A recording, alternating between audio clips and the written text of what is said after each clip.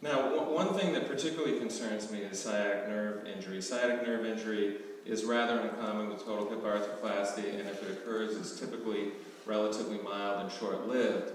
And that seems not to be the case with hip resurfacing. Now, these are the same skill level of surgeons, or even it's concentrated in the higher volume surgeons that are doing hip resurfacing, and yet the sciatic nerve palsy rate consistently comes in at more than 1%, generally at 1.6, 1.7% in several studies.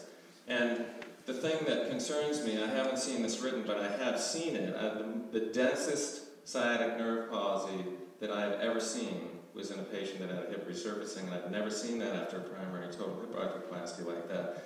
And my sense is that not only is it more frequent, but the likelihood of recovery is less. There's clearly a much higher failure rate in DDH. I think Richard Santori just showed that, as did Jim Powell, 12% failure rate in the studies that they talked about. There are a number of problems. In the DDH patients they tend to be more females, smaller cups, and more difficult fixation in the cups, and certainly a much higher risk of pseudotumor in this group. But not only do the hip dysplasia patients have a 12% risk of revision early on, but in fact, in one study just on hip dysplasia, there was a 5% incidence of hip dislocation. And if you compare specifically that study in 2007 to a paper that Simon Stepaker presented at ISTA this fall, you can see that compared to ceramic total hip arthroplasty, the revision rate is more than 10 times higher at a much shorter period of time, and that the dislocation rate is infinitely higher at 0 versus 5% for the hip resurfacing. And in fact, the total hip arthroplasty group managed much more complicated patients than the hip resurfacing group could possibly control. What about osteonecrosis? Well, what about the high failure rate of hip resurfacing and osteonecrosis? I think that's clearly been demonstrated in a number of studies.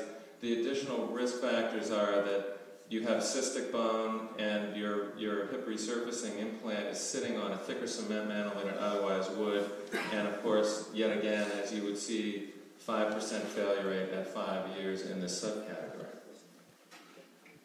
Now, if you look at overall survivorship, you could say that that is unacceptable as well. And the Oxford group showed in 1,400 hip resurfacings that the survivorship is going down at a much higher rate than you would expect for many of the studies of total hip arthroplasty. And in fact, what has been shown is the failure rate is actually accelerating in this group of patients, with 4% failure at 8 years compared to often 1 or 2% at 10 years for total hip arthroplasty. Now, what about mental hypersensitivity and pseudotumor? Well, we've seen that this is happening more often, but what's interesting is who does it happen to and what happens to the patients after they get it. This shows an MR with a very large pseudotumor on the side of the hip joint, and this has been reported by many groups in the past several years.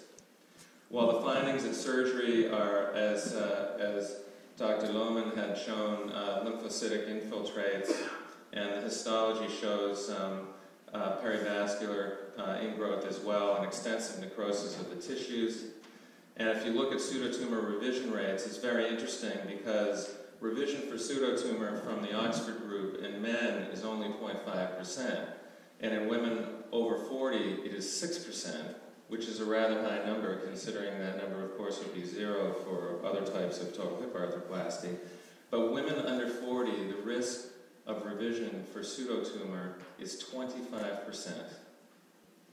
And what's interesting is that the overall incidence of revision for pseudotumor alone is now 1.8%, let alone all the other problems and reasons for the revision. And statistically, it's associated with women, particularly under 40, and again, small component size and hip dysplasia, which is a constellation of problems.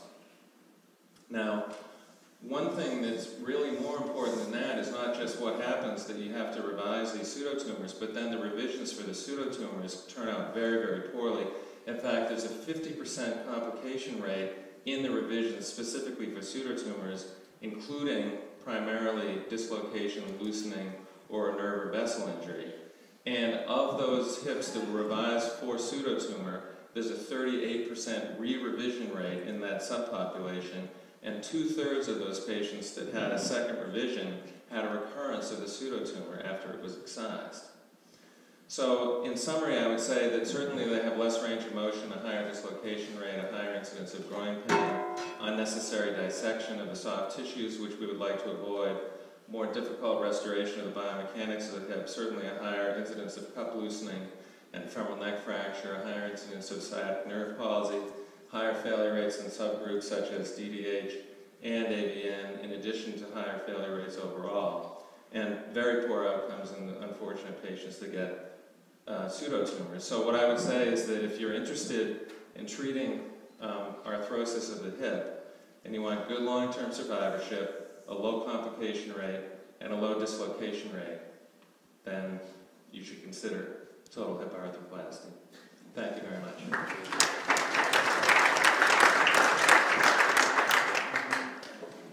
Thanks, Steve. So a very strong case against hip resurfacing.